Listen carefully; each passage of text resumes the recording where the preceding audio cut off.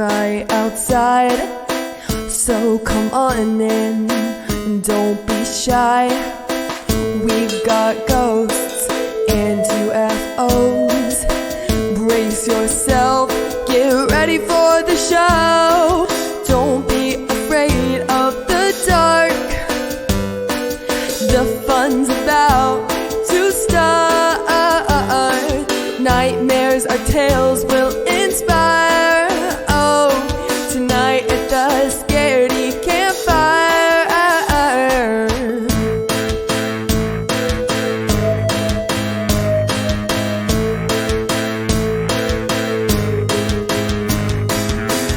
Have you heard tell of a demon next door? Or maybe a cryptid on the lake shore?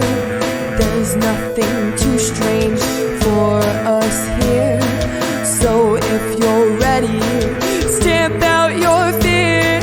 Don't be afraid of the dark, the fun's about to start.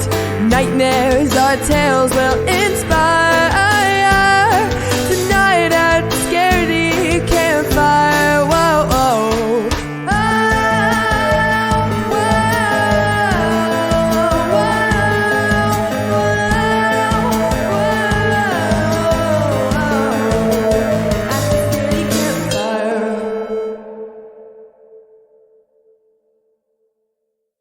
Welcome back, campers, to episode 67 of the Scaredy Campfires.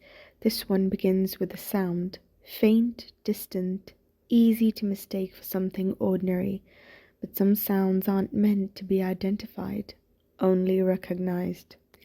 Tonight's first story comes from Reddit user u/Mizwena who thought a routine late-night walk with her dog would be just another ordinary outing, but when she noticed a tall figure, dressed entirely in black, standing still in the middle of the road, something felt deeply wrong. Despite her past experiences with human threats, this felt unlike anything she had faced before, something eerily inhuman, lurking just out of clear sight. Context: I'm a skinny, weak, and young woman, so unfortunately I'm familiar with creeps. I've been chased by a car, grabbed in a shopping mall, catcalled, the list goes on. Because of that, I originally thought this situation was just the usual weirdo following you home, but this felt particularly unsettling. The first incident happened after I'd had a stressful day. My dog seemed energetic, so I thought bringing her for a walk would benefit both of us. I live in Canada, so I put on my jacket, gloves, earmuffs, and boots before hooking my dog up to her leash.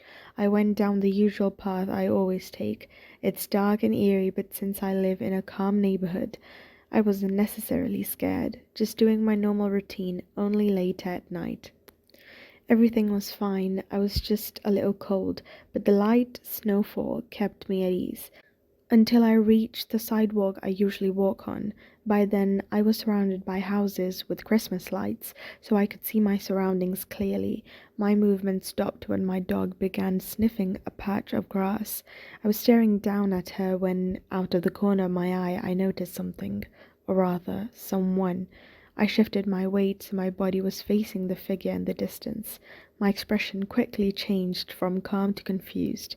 In the middle of the road stood a tall man wearing completely black clothes, just standing there perfectly still.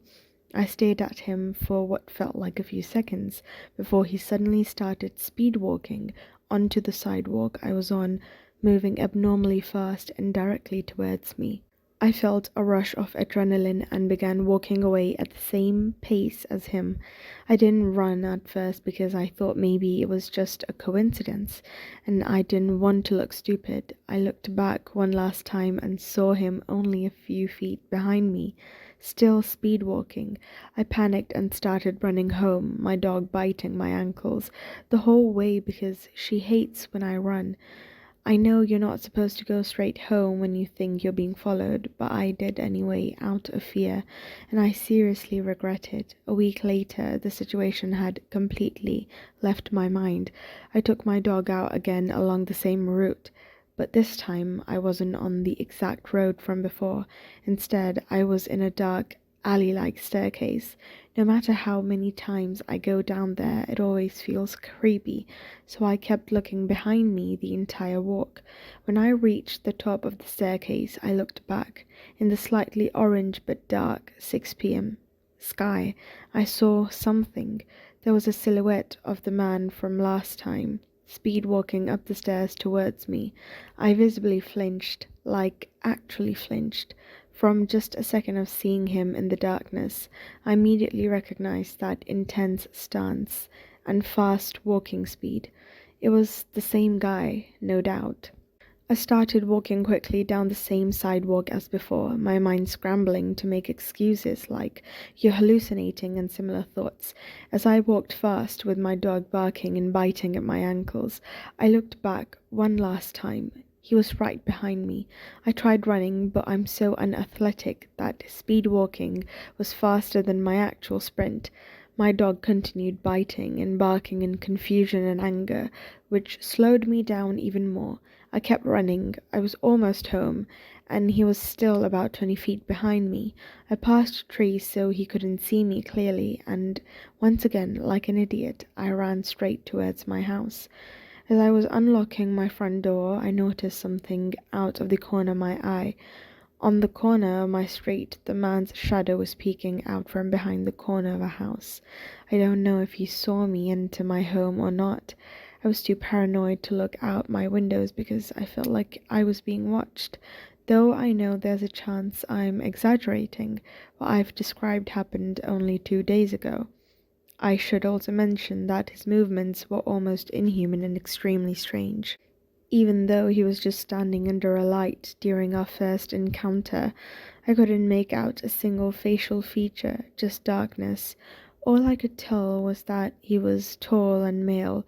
The way he moved so quickly while technically just walking was deeply unsettling. He was completely silent with absolutely no distinguishable features.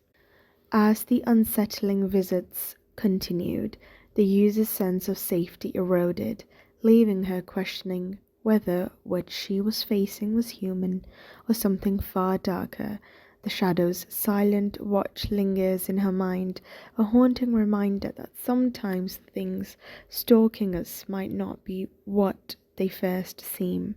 Tonight's second story comes from Reddit user u/okindependence3634, who shares a chilling and emotional experience involving their family and a graveyard visit that blurred the lines between the living and the beyond.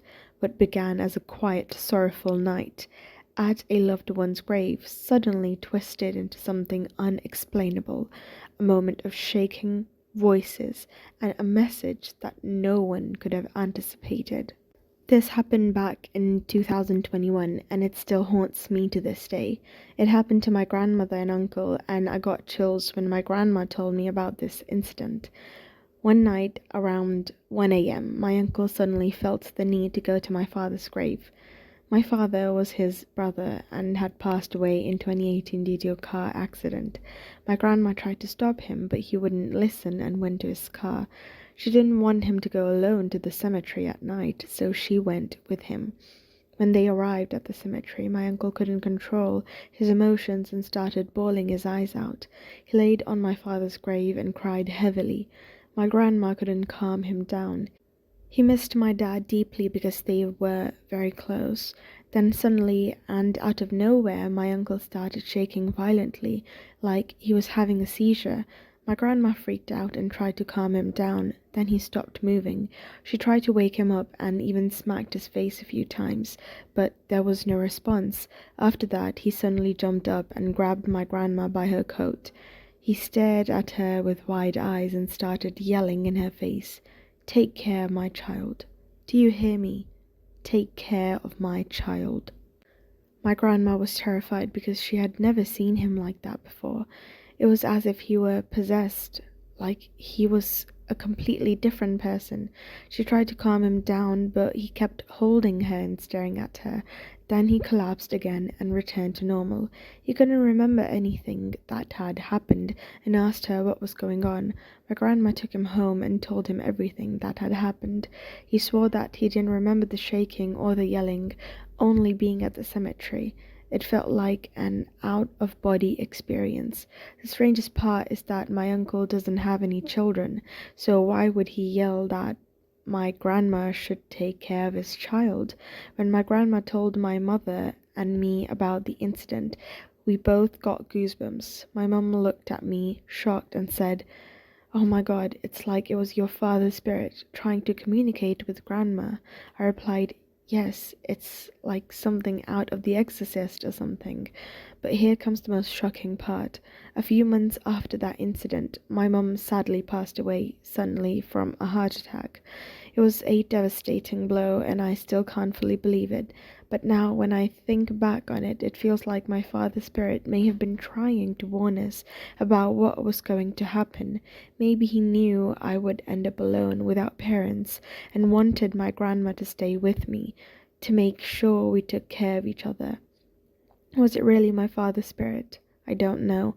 I still don't know what to believe because I'm somewhat skeptical. But I do hope there is an afterlife so that I'll be able to see my parents again one day. I miss them so much. In the months after, life took a heartbreaking turn, making the strange night feel all the more profound. For User, the experience remains a haunting reminder that sometimes the unseen world reaches out in the ways we least expect, leaving us wondering if love truly transcends even death. That ends episode 67, campers. If you hear something you can't explain tonight, resist the urge to investigate. Not every noise needs an answer. Keep the fire crackling and let the night keep its secrets.